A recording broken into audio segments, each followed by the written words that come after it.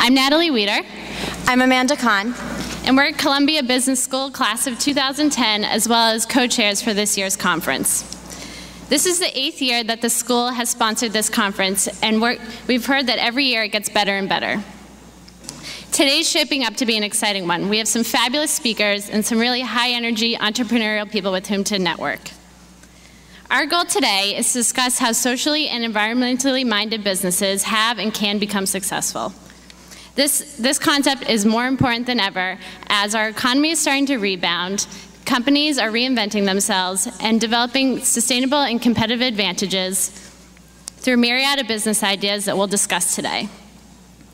Our theme, From Vision to Practice, will ensure that you leave here with the understanding and the inspiration to propel your idea of social or environmental change forward. Another one of our goals is that you form the network and the relationships that will help you propel your idea, your business, or your career forward. We have about 300 MBA students and 400 professionals registered for the conference today. We hope that this will be the beginning of some very fruitful relationships.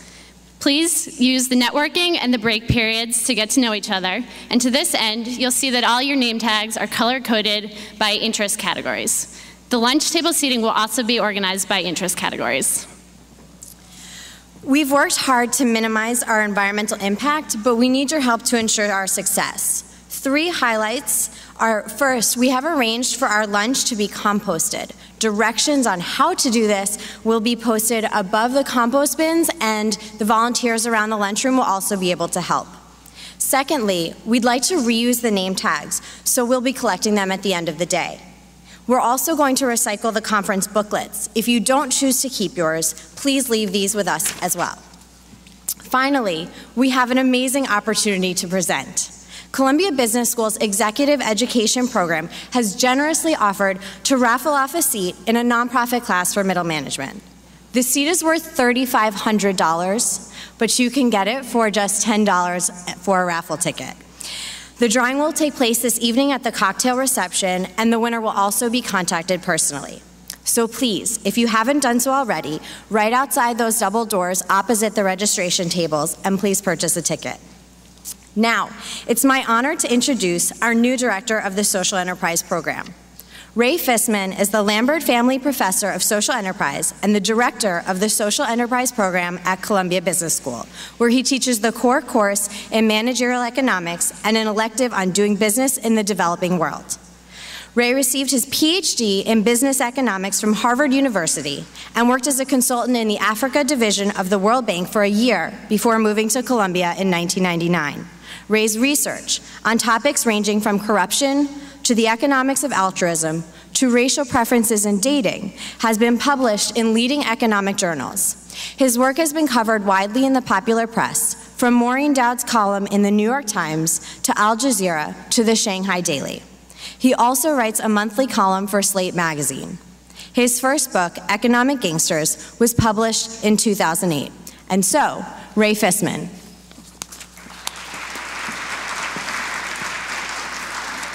Thanks a lot for coming out. It's wonderful to see so many people, particularly since I have been told that conference attendance across the board is way down, and I think it's a testament both to the importance of the topic and the growth and interest in the topic, as well as the phenomenal job done by Natalie, Amanda, and the many, many people involved in the organization of this conference, that this event sold out. So, and is in fact oversubscribed. So I'd actually like to give them a much-deserved round of applause, much more deserved than my own.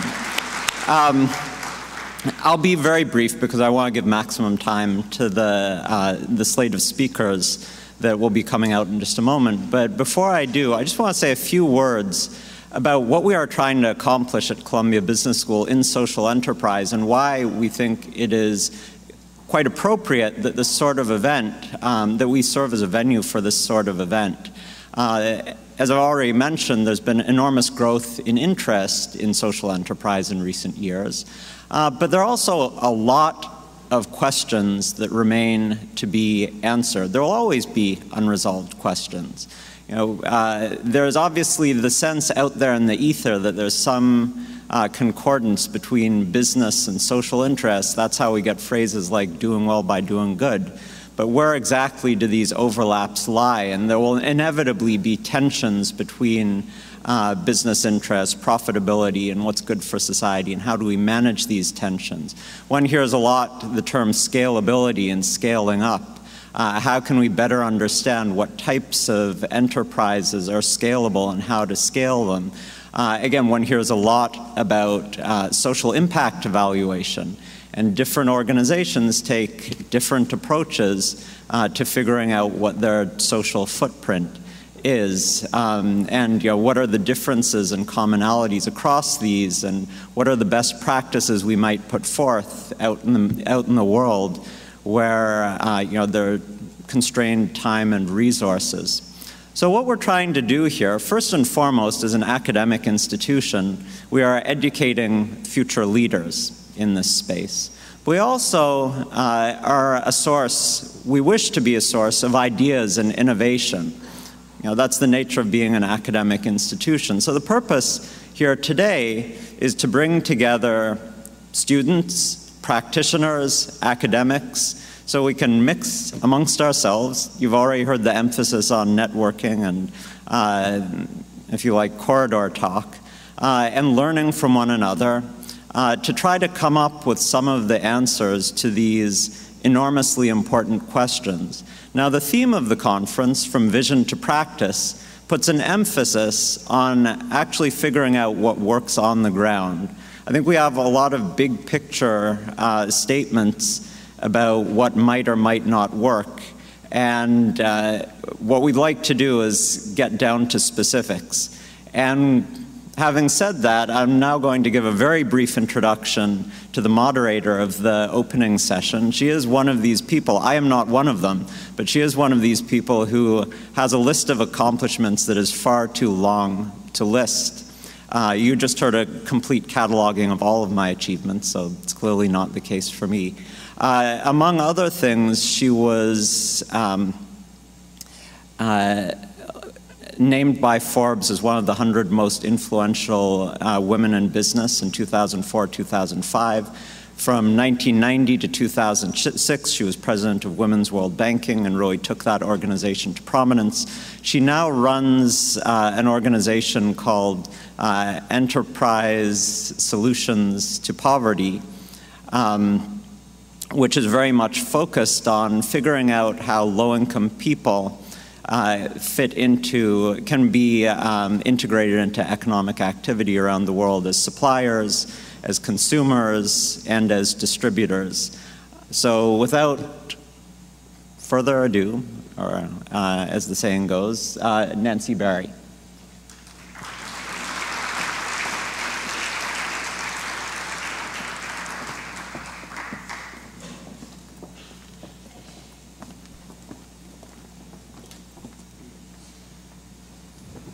Good morning, everyone. Welcome to this fabulous event. Congratulations to Ray, to Alexi, to Scott, and to others for putting this together. I am particularly excited to be in the presence of these three incredible people and to be opening up this conference. As all of you know, when we talk about social enterprise, we often are talking about not-for-profits. Sometimes we're talking about profitable social entrepreneurs building inclusive businesses for health, education, alternative energy. Sometimes we're talking about corporate social responsibility or companies meeting socially responsible indicators. But here we're actually, when we talk about putting vision into practice, we're talking about something much more direct. We're talking about large corporations building into their core businesses the engagement of hundreds of thousands, and in some cases millions, of low-income people as suppliers, as distributors, and as consumers, but consumers of products that help poor people build income and assets. And I have had the privilege of working with these three leaders over the last 3 years. in enterprise solutions to poverty, where, as many of you know, one of the leaders of ESP is Giselle Leung, who is a fairly recent graduate of Columbia Business School and SIPA. And so Enterprise Solutions to Poverty works with 130 corporate leaders and 50 emerging entrepreneurs in building inclusive business models. But in this group of 180, the three people sitting on this podium are extremely special gentlemen. So we've got Carlos Enrique Cavallier, who is the president of Alqueria, the largest fresh milk producer of Colombia. Carlos has taken Alqueria from a company of 12 million in annual revenues to 260 million under his leadership. And more importantly, he not only engages 4,000 employees, but tens of thousands of small farmers, and has taken the leadership of putting together a pilot for value chain financing with one of the leading microfinance institutions in Colombia. And the results of that commercial engagement will be shared with the other dairies in Colombia. Carlos is a graduate of the Harvard Kennedy School, and he's one of these CEOs that is not only big-hearted, but has a big vision. He not only is the leader of a company, but he has been the senator of his state, the state in which Bogota is located, and held various advisory positions for the Minister of Agriculture and others. We also have Young Tao, who came straight to CBS from China by way of Palo Alto. And Young is a graduate, a PhD from Stanford in electrical engineering. He worked successfully for a number of consulting firms in Silicon Valley, and then as a Chinese national, got so taken with the promise of China in general and China Mobile in particular that he set up his own company, which for the last 8 years has been the principal consulting firm to China Mobile in introducing rural subscribers, agricultural information, and now is our partner in crime in in developing mobile microfinance with China Mobile. And finally, you know, I think what is emblematic of this conference in terms of being a sellout crowd and being such a great diversity of people is that we have an added guest. If you look at your program, you see 2 members of this panel, and we in fact have 3. And that is because the organizers and Giselle and I decided to underpromise and overdeliver, which is the Chinese motto, according to Young. And Steve Kloblin, who is the Vice President for Business Development of Growth Platforms for IBM, and the head of their World Development Initiative, was not able to give us 100%. So he is our surprise guest. So, and Steve, for the last 15 years with IBM, has been working on emerging markets. As many of you know, IBM, I think, is in the lead among all corporate multinationals in getting it in terms of if you want to succeed in emerging markets, you actually have to go deeper than just selling to the top 20%. You have to engage with the full population and be a problem solver with leading companies and keeping in mind the bottom 80%. So what we've got here is 3 people who are, I think, unusually smart, have great capacity on vision, strategy, and execution, and also are able to combine the commitment to making a profit and making a difference. So what we will be doing is an Oprah-like conversation. which we will begin with Carlos, and we'll ask them each to briefly describe their business model and a bit about the evolution.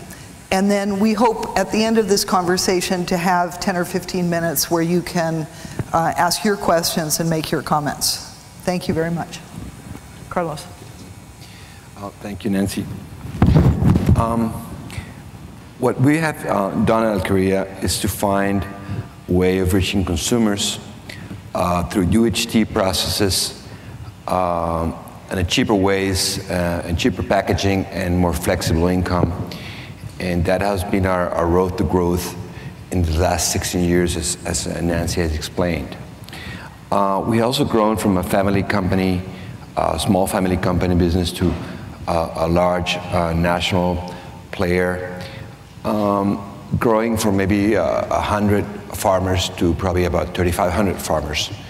And the growth has been over smaller farmers in the last few years, reaching probably 6 regions within the country through all those with the small farmers. Before we used to sit near Bogota where the big farms were. We've also expanded our associate base. I don't like to call it employees. We really are our partners. From 250 to almost 4,000 now with a joint venture we have with Danone.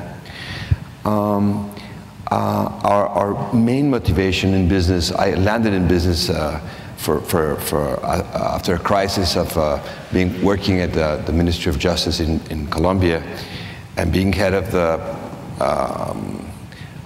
all the administrative sections which used to head the prison system from which Pablo Escobar left unexpectedly in 1992.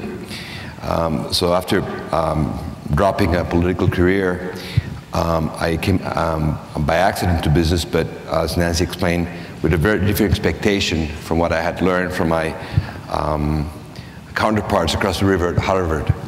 Not just being sitting on a profit basis, but on how to deliver and help people, which it was the way we grew up, with my father being a mayor of Bogota, of the town where we are for 20 years, and my grandfather had started a medical practice there in the 1920s.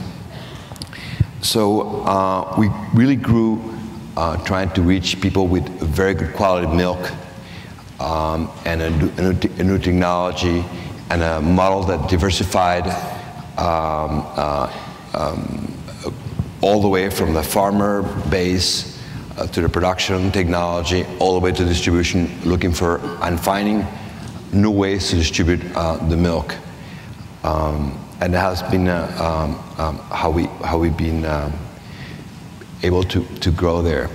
I think one of our bases is that we really want to get to the heart of people. We wanted to reach the housewives and the children. We're now really very focused on competing with the best companies to work for in Colombia. We think that's a moral given we have with our 4,000 associates in the company.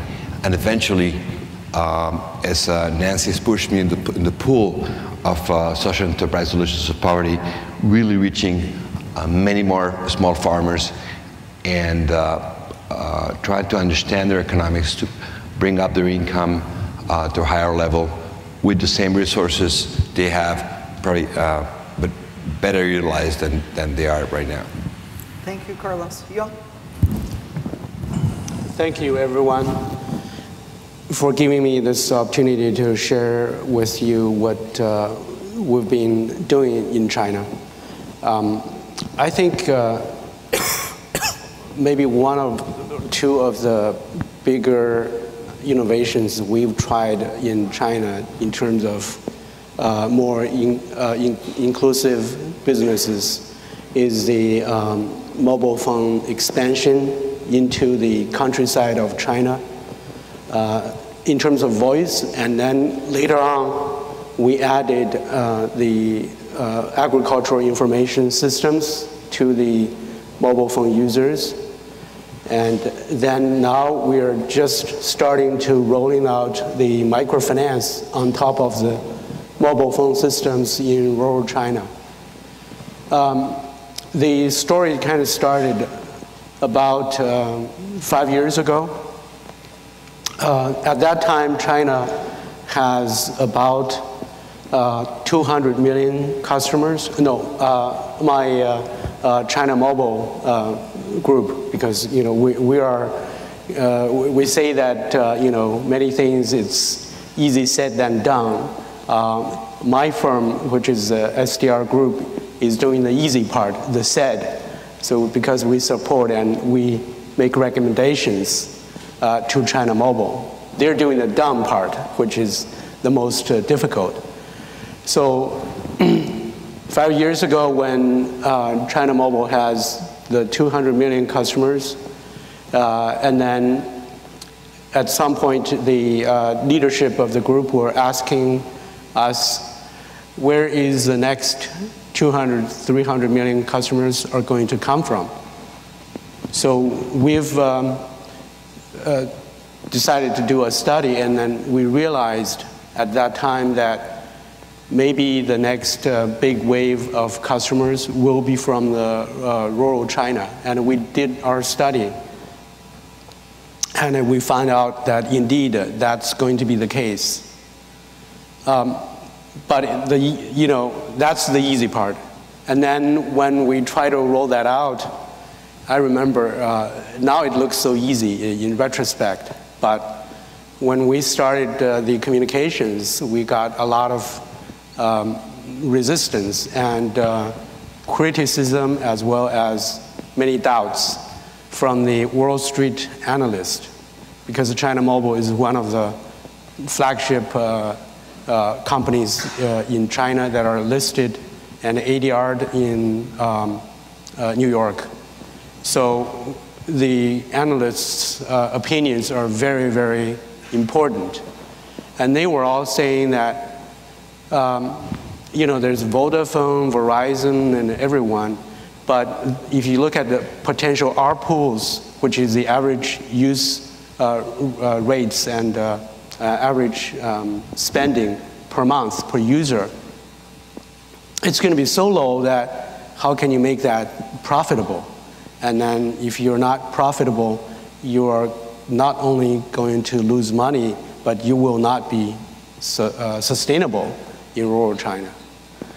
But we thought otherwise, because one of the most advantageous approaches and for China Mobile is they're able to operate in one of the lowest ARPU areas on Earth.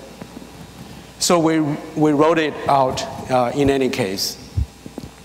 And now it's, after rolling out for 4 years and a little more than 4 years, now we have a total of 500 million customers. And that's a bit more than the US population, but with one huge network supporting all these people. And 200 million of those 500 million were rural customers in the countryside of China. And all of these are farmers. So we're very, very glad that the strategy came out to be right, and thanks a great deal to the wonderful execution by the China Mobile and many of the participants. I think another innovation in this process that may be of great kind of learning from us is that in building that network into the countryside of China, we were able to leverage the local people, the farmers, so that they are part of the distribution channel. You probably a little bit background on the structure of China is that we have a total of 30 provinces. Just to give you round numbers so it's kind of easy. So you got 30 provinces and 300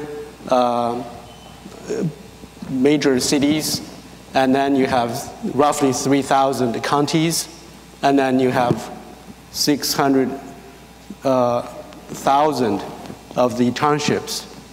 I'm sorry, 40,000 townships and 600,000 villages. So the more you go into the base of the pyramid, the inclusive business model requires one of the greatest distribution channels. And that's being a challenge to everyone, every business. And I'm glad that China Mobile was able to going down there by an approach we call one store per township and one agent, at least one agent per village. Now, if you count the natural villages, that's like about more than a million natural villages. But so basically, we staffed this. We utilized the distribution network of roughly about a million of the farmers to man this huge distribution network. And so they generate income for themselves by the commissions that they obtain by selling these cell phones. And I think that's the key for the success, and also keeping the process low, the cost low, as well as making this entire system sustainable. Because that system, if you look at from the operator's point of view, it's profitable. You look at from the each individual agents or store, it's profitable. And also there's a very low turnover because we can't send the college graduates, not even let alone MBAs like you guys to go to some of you to go down to the countryside and do the distribution channels, because that would not be a good use of resources. So we started with these key college students, and the turnover was too high. So we decided that if you go with local farmers in the distribution, it has been one of the most critical learnings for success. And we later on added this great agricultural information system on top of the voice that were sold to the farmers. Thank you. Yeah, I think it's not an accident that two of our panelists are in the information and communication technology industries.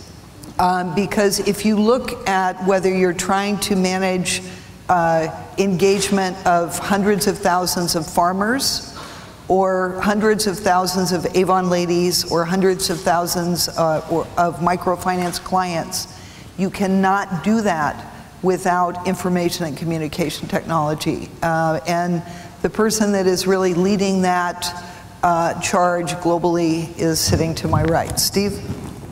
Oh yeah, hi, thanks Nancy. So, well, in terms of business models and our approach at IBM, I think it's worth maybe mentioning a couple of things, because it's hard maybe to reason how IBM could be involved in base of the pyramid and socioeconomic efforts. Because quite frankly, we're a business-to-business company, so we do not make anything that a consumer would purchase.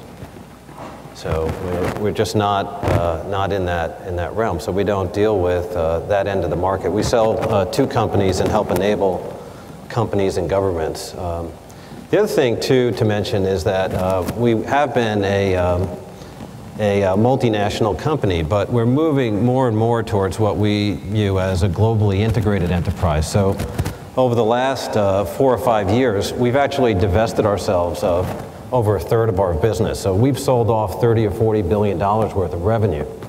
and we replaced that with a lot of new business, in these growth markets. So while IBM has been in 140 countries or so for the last decades, we're very much focused on the growth markets as a unique and powerful business opportunity for us. So what becomes challenging for us as an organization of 400,000 people, and half of which have less than 5 or 6 years with the company, is how you organize to that, with that amount of change and that breadth, and organize on a global basis, try to run the business almost as a business without borders, because we need the best skills and the best innovation around our company, and even in an open business model way with all our partners and others that we affiliate with, to bring the best ideas and the best solutions to bear locally for a client, regardless of where that is. So a lot of what is part of our business model is also the organizational model. So while IBM is a tremendously profit-focused company with very tight operational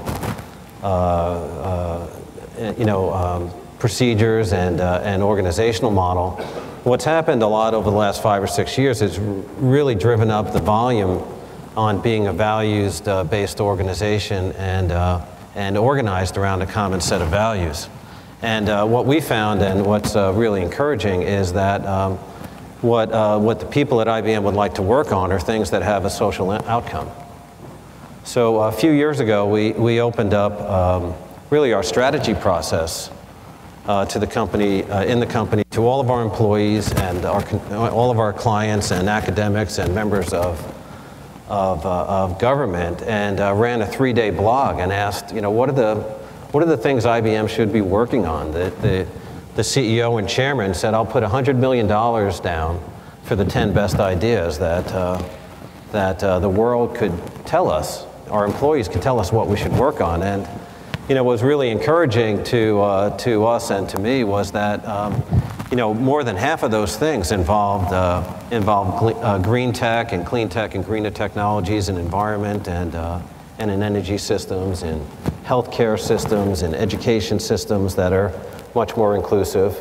And then in areas like microfinance and microinsurance and areas of social enterprise.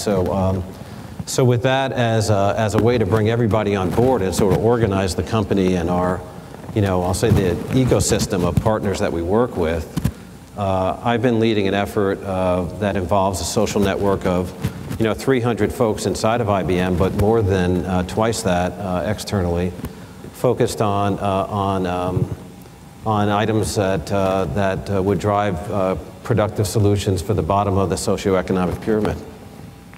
So the business designs then for IBM as not being a business to consumer company is actually to help enable companies like Carlos and China Mobile and governments distributing healthcare or education systems. So, we're very much involved in that and see a tremendous opportunity for billions of dollars of profitable revenue, while at the same time a balanced scorecard to help raise the outcome for literally 1 billion people. And that's sort of the charge that my small community inside of IBM has taken on, to drive $1 billion of profitable revenue and to increase the real net income for 1 billion people. So we're driving microfinance and microinsurance solutions in India and China, Latin America and Africa. We're distributing education from the east coast of China to the western provinces with the Chinese government. We're delivering healthcare solutions on mobile phones in Africa. And what we found, the business model, now back to the original question, and the role that ICT can play, is really creating a platform to connect enterprises and governments and sort of skip across some of the problems in the supply chain, in the infrastructure, or the social structure, or the supply chain structure, and connect to the end consumers, and really help bring those people in a more productive way into the formal economy and share with them some of the benefits of what might be available to a smaller few at the top of the pyramid. Great, Steve. So based upon all of this experience, where do the three of you see the growth opportunities for inclusive businesses, which are competitive and at the same time have the opportunity to engage hundreds of thousands, if not millions of poor people as producers, distributors, or consumers. And what is it going to take to be successful in that space? Let me mix it up a little and start with you, Young. Okay. I think the way I view rural China is it's really the biggest base of the pyramid in terms of the Chinese society. So that's about a total of 750 million farmers in rural China, with 250 million families in the countryside. Now that most of them have electricity, and about each family has got a cell phone in rural China today. I think the 200 million I mentioned to you, that was only China Mobile. China also have two other operators, and that overall, as a total, they cover about 250 million of the rural families. So the total number of cell phones in the countryside of China is roughly equal to the number of families. Now, it doesn't mean that every family's got a cell phone, but close enough. With that basic communication, we also started this, I mentioned it to you earlier, this agricultural information system where the farmers has been using that as one of their, sometimes the only channel for obtaining the more useful information other than the TV programs. And that number, the agricultural information number, has been, currently it stands at 60 million, but in about a year or 2 years, it's going to be about 100 million. So that provides a lot of very good information. And it turns out they, in the space of the cell phones applications, we have two kinds of applications. One is called time killers, and another is called time savers. The time killers are those where you have games on cell phone. When you get bored waiting for the airplane in the airport, you kind of just kill your time there by playing games. That's entertainment. But the time savers are really the applications that the farmers can use. So instead of walking a whole day to go to the township, town center, obtain some information and come back, well, with the cell phone they can get the information in seconds. Price information, seeds, volume, fertilizers, you name it. So with all that information, then I think it comes very natural that they needed some transactions. Some people were trying to sell their produce and at a good price, cut out a lot of the middleman. But in many cases, when they try to do the transaction, then they don't have finance. So I think the next biggest thing is going to be finance, microfinance in particular, to be laid on top of the cell phone network system.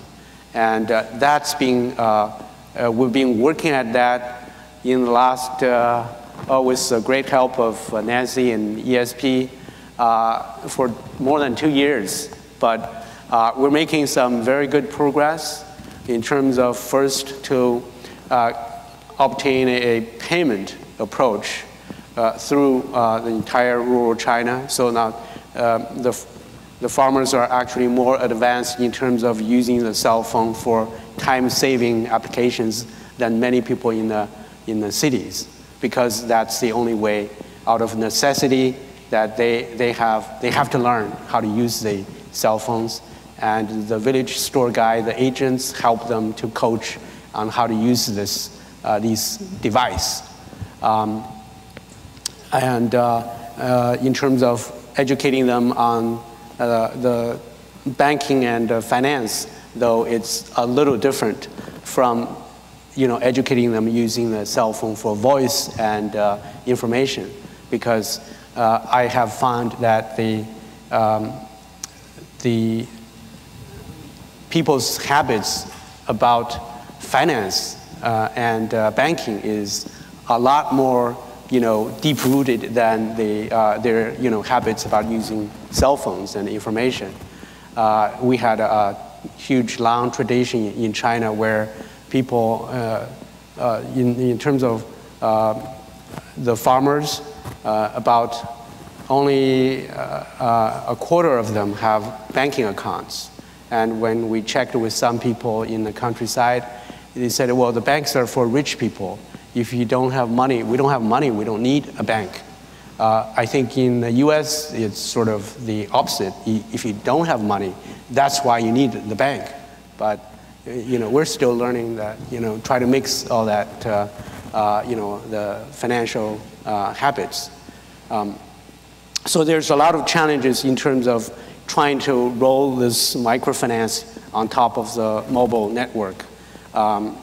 But China has got a new program announced at the end of July this year that they will roll out a couple thousand of the village banks. I think that will create some needs for the mobile microfinance. So we're very, very hopeful that this, combination of these things will push the mobile microfinance forward in rural China, and hopefully, we can share some of the learnings that we have in the next couple of years or something like that. Thank you, Jan. Thank you. You'll notice that we're spending a lot of time talking about farmers and cell phones. I think, one of the things that is important to note is in the first couple of years of discussions of base of the pyramid opportunities, it was really focusing on the poor as consumers, often talking about sachets of shampoo and the like. And where the movement is really shifting now is to the poor as producers. And if you look at China and India, over 60% of all people in rural areas depend primarily on agriculture as their primary source of livelihood.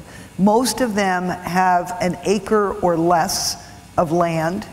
And so dealing with fragmentation and dealing with the productivity and quality improvement needs of many small farmers is a critical challenge in inclusive business models. So from that vantage point, Carlos, and in general, where do you see the opportunities and the key success factors? One of the fun things about being an entrepreneur is that you try to see opportunities everywhere. In our business, when we start looking at the farmers, and first guaranteeing them the purchase of milk and guaranteeing them the payments of the milk and a stable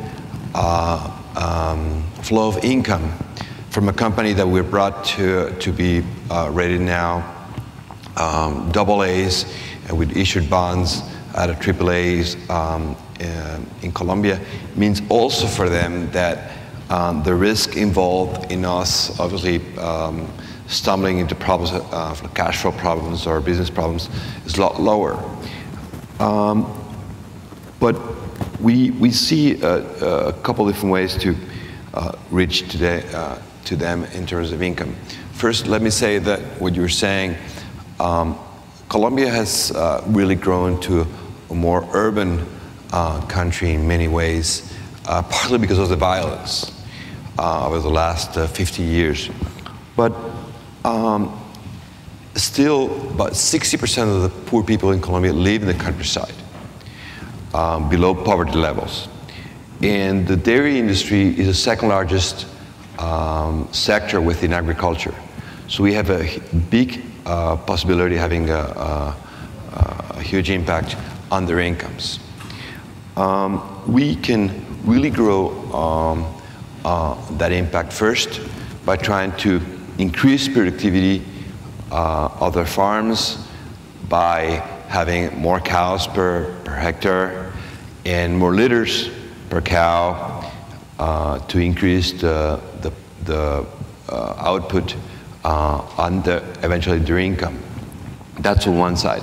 First, and second, we are trying to understand what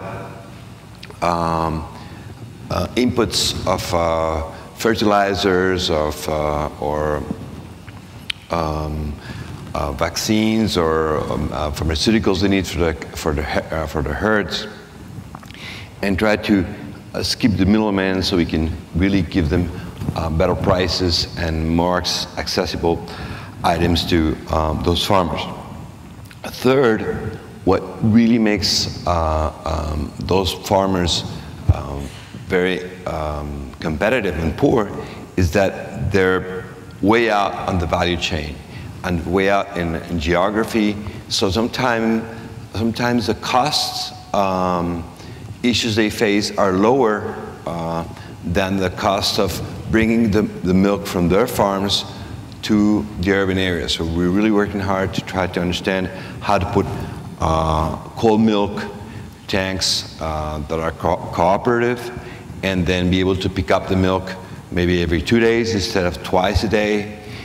So the quality of the milk will increase, and then they will get a bigger income from them.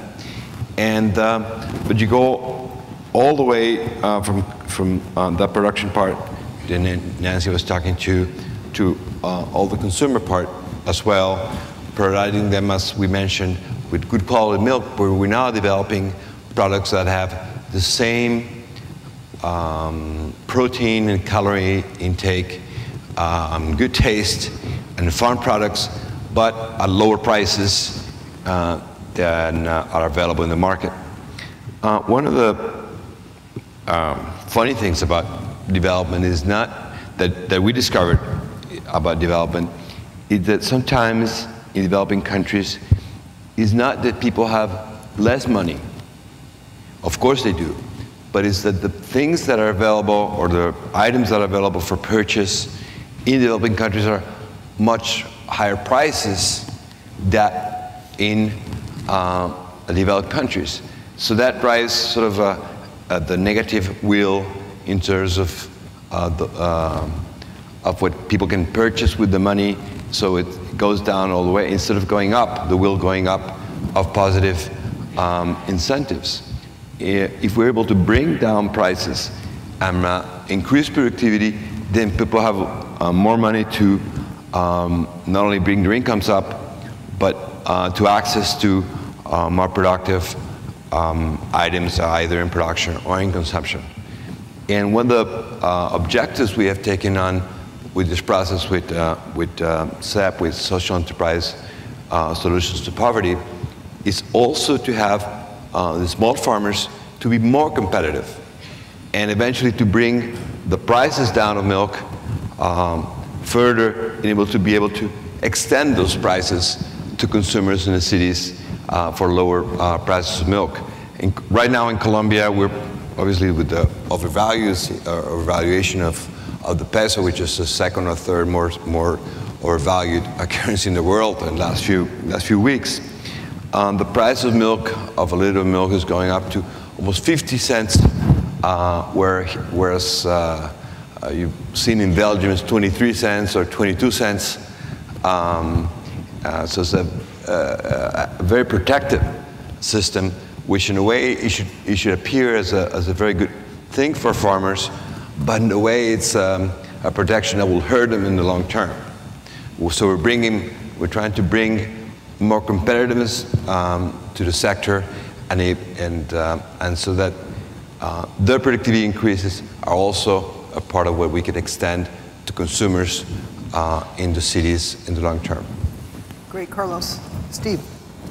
Yeah, so again, maybe to tie together a couple of comments from Yang and Carlos, what we see as enabling to these end consumers and to bring them into the economy is again enabling the companies that would serve them. So certainly financing and insurance are key elements to the farmers in China as they would be in Colombia. And what we've noticed is that most microfinance companies actually haven't been able to scale.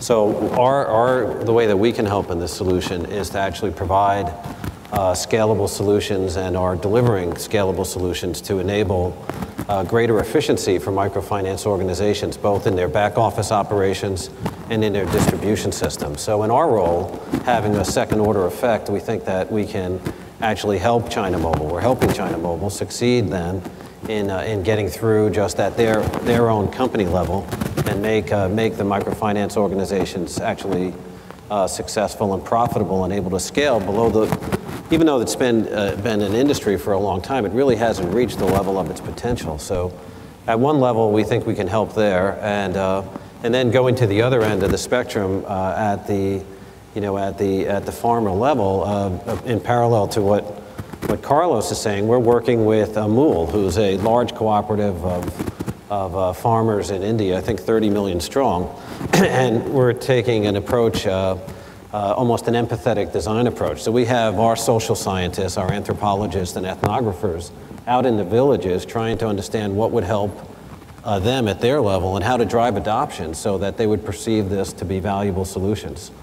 And one of the interesting innovations that came out of that is people's first orientation isn't necessarily to text, even if it's on a cell phone, or to, certainly not typing on a computer. So our scientists have developed a voice-based internet, and we're rolling out a voice-based internet for Amul and for other companies, so that it sort of gets beyond the literacy issue and to some of the adoption issues, and people could simply talk to their phone and connect with an internet to get information on prices or on fertilizer or on weather or find a doctor when they need them, or understand or make a payment on one of their loans, or understand what's available in terms of crop insurance or other things that they might have. And driving at both ends of the value chain, if you will, at what we can do to help enable enterprises to succeed in what their business is, whether it's China Mobile or it's the microfinance organizations working with China Mobile. And then at the other end, to help drive adoption in a way that enables this leapfrogging between the enterprises and the end consumer, or in this case, the end producer, I think are interesting elements that we think we could bring to the solution from the type of things we can do. Yeah, just a couple of things. What to me is fascinating about this space, and we're talking about tens or hundreds of billions of dollars of business, is that with the exception of a few companies such as IBM, the leadership in this space is coming from emerging market companies, and particularly what I'm calling the growing set of emerging market MNCs. So this agribusiness space is being pursued very proactively by Tata in India, by Tata, Reliance, Mahindra, ITC, and Bharti. The other fascinating thing is we just organized a trip of CEOs of these companies of India to China to see their counterparts in fruits and vegetables. And the guy in charge of fruits and vegetables from Bharti, which is the big cell phone company of India, said, we're sending our people to Kenya because Kenya is the #1 in fruits, in green beans and cut flowers. So, what excites me about Enterprise Solutions to Poverty is Carlos is actually running a pilot on value chain financing, which I think is going to be extremely useful, not only to other dairies in Colombia, but because agricultural credit has been ignored by the World Bank, my alma mater, and the like for the last 20 years, it is kind of new turf in terms of how corporations, banks, and farmers can work together in lowering the risks, lowering the costs, and providing this kind of access. So the final round of questions before we open it up to you guys, is I'm going to lump the last group into one. So what do you see as the motivation of your companies? What is the motivation of you in pursuing this business with a difference? And where do you see opportunities for MBAs? Carlos? I think where we're going, we have had a fantastic, let me tread on what you were saying with Bancamia, the credit provider, has had a huge impact or we wanted to have a huge impact on how to provide money to these people to buy the cows and to buy the fertilizers and to buy their other pieces of equipment they may have. And we found it was very interesting to see how we could really help them shortcut a lot of the process they had in mind, because we had such a strong relationship with the farmers. I think we really were able to almost build, we're in the process of building a new model for Bancamia, because, for example, they really, the bank really feared the risk of not being paid. But we hold about 20 days or 25 days of the farmer's money. So we had already a big collateral there that the bank never thought it could. And on the other side, they were able to feed, or they're trying to feed themselves with government money has been seen there for almost decades. And as Nancy was saying, the normal banks had not been able to deliver to the farmers because of bureaucracies or political interest or just mindset of how those monies were delivered. So that will have probably a huge impact on how we distribute those monies to be able to increase the farmers' income and assets. But I think when you think of MBAs trying to think of ways of participating in this process, I think we have something at Alquería called TEP, todo es posible. It means whatever is possible. I think for some reason Nike snatched it from us, turning it around. I don't know what had happened to it. It really is what suits you and what catches your imagination or your enthusiasm and your passion. If you see a place where you have impact, or you can have impact, and you discover, I guess, a niche where you can deliver that impact to help people's income to grow. That's what probably my perspective would be where you could have. But I think this new approach that we were sort of working on, and with SEP, we've been able to underline and find a closer way that it was not such a bad thing for some of us to be making money. Some of us felt terrible, but as I mentioned before, from the Cambridge side of the river at Harvard, felt terrible about making money and having to show a profit. But now we feel a bit better when Nancy's saying us, you're actually not doing so bad. You're providing income and you're providing employment to a lot of people. But within that process, I think if you find something that is very enthusiastic for you, it might be something that doesn't really help you. But that's my way of looking at it. When you find in love with a process or a niche, and you can see it, you can contribute, and then the stars will align themselves, and you'll find so many other opportunities to help people raise their incomes and have more stable livelihoods. Thank you. Yeah, I think that I guess what I would say is that our interest in this market is driven by financials. I mean, we are a company. We're a profit-driven company. We see billions of dollars of profitable growth opportunity in playing a role that we think is socially positive. It's not I guess IBM's coming up, we're nearly 100 years old, and I think what we've come to realize is that besides being an enterprise driven by profit, the reason why you get to stay around for 100 years is that you're also a social institution, and you have a responsible role to play. And sort of one of the underlying theses of our strategy is that that demographics are going to drive a lot of the dynamics in business for the next couple of decades. And I think we're seeing that. That and the flattening of the earth and the transparency of communications and just the growth of people joining the formal economy and just the growth of population drive a need for innovation and drive the need for things that we can do. So it's I would say that it's a balanced scorecard. We are driven by what we see as a huge and profitable role that we can play that will have a positive social outcome, and for the types of things we can do. It's important enough to us that we've recently reorganized the company. So we've split our company in two, and for everything other than the G7, the mature markets, we're running the company as a second organization from Shanghai.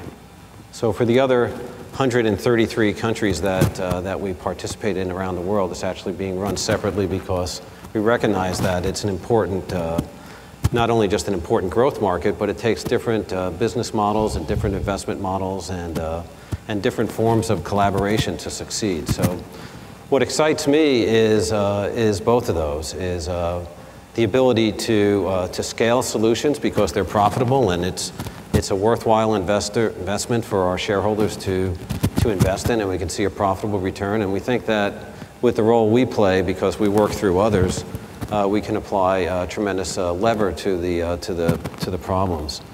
And that part of it excites me. The other part of it is really personal. I think the type of people that aspire to work at IBM come there and stay there for as long as I have because they think they can have a social outcome. They think they can have an impact from their work that they're doing. And the type of people that do join and for MBAs that are thinking about careers, I think that's what's attracting the right type of people to our firm, and that's very encouraging to us to get people that are motivated and driven by that. The fact that I could have 300 people working on top of their day jobs to drive this agenda to the point where it gets formalized and institutionalized into a real business strategy inside of IBM. And then to have them go on from there and take leadership roles in these growth markets as the general manager of our business in East Africa, or the West African general manager, or the head of marketing and strategy for this new growth markets organization, or the person that's leading our banking and finance sector for these growth markets, all came from this, and all are still part of this community that I'm participating in. Luke Davenport, who's newly minted Columbia MBA, joined our social network as an intern, and now has joined after an internship at IBM, has joined and is participating in our marketing department and driving a lot of the intelligence and insight we need into these markets. So there's good roles for MBAs to participate at all different parts of this market.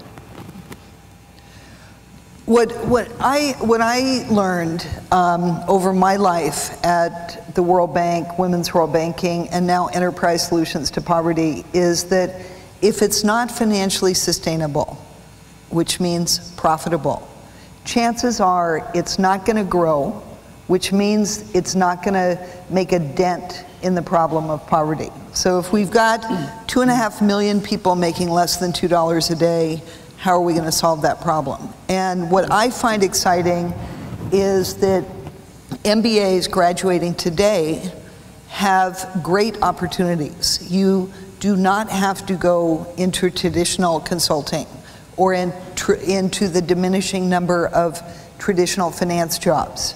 You can do what Giselle has done and join Enterprise Solutions to Poverty or an Acumen or a TechnoServe. You can do what David Delcer Bartolome, also a recent graduate of Columbia, who unfortunately is in Brazil today, or Ariel Silberstein from Mexico, whom you will hear from later this morning, and start your own for-profit social enterprise. Or you can join an array of companies. You have 3 organizations, 3 leaders here. One is a consulting firm where its leader has decided to operate in the inclusive business model space. One is a CEO of hundreds of emerging market companies where you could actually learn how to do something on the ground.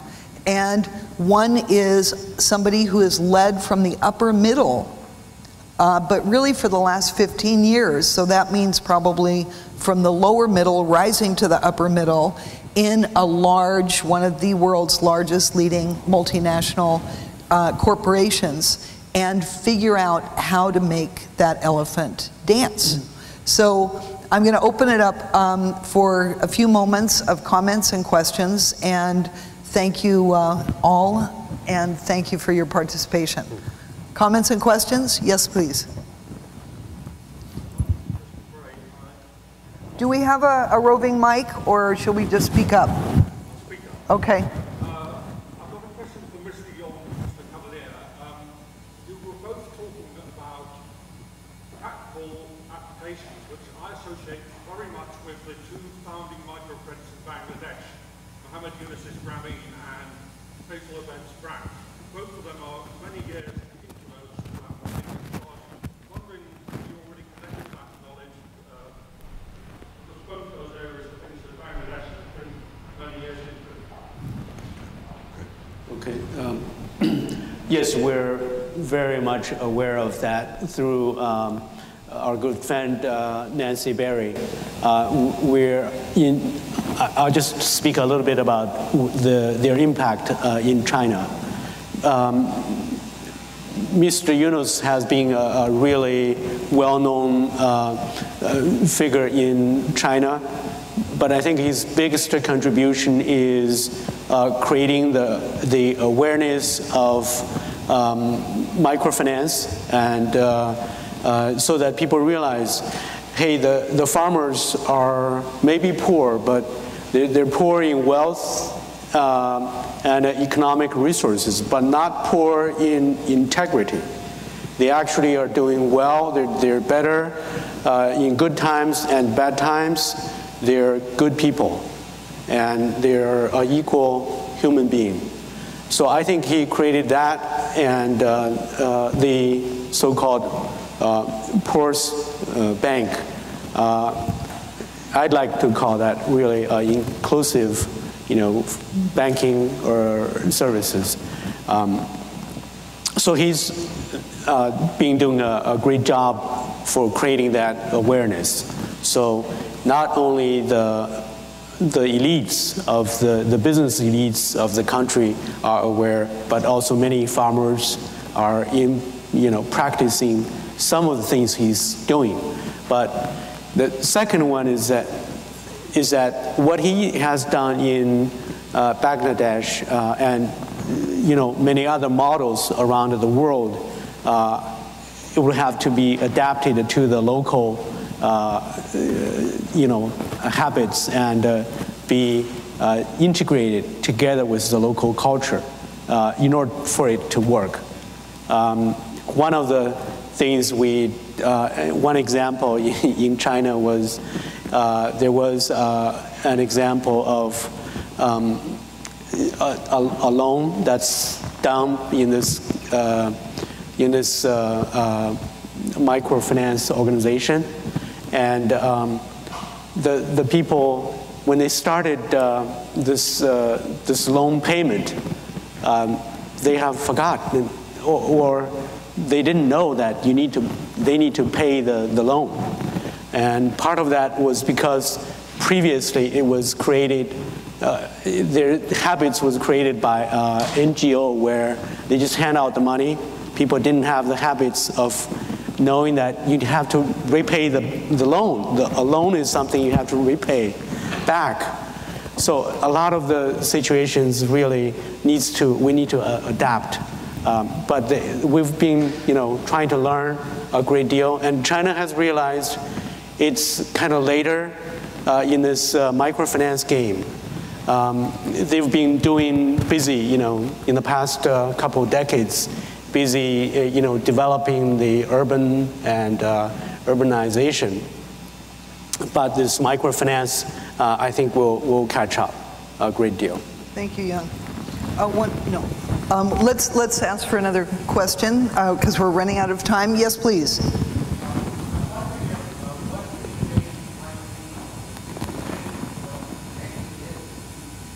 Could you please introduce yourselves when you ask a question?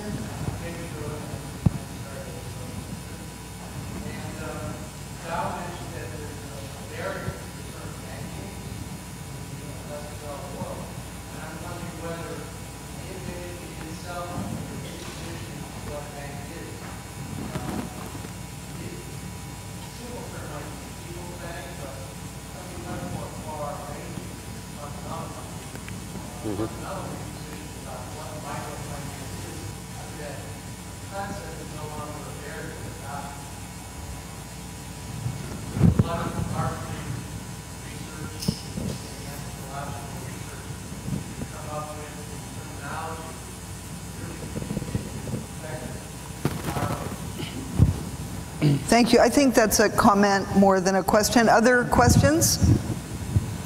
Yes, please. Please speak up. Thank you very much for being here. Thank you.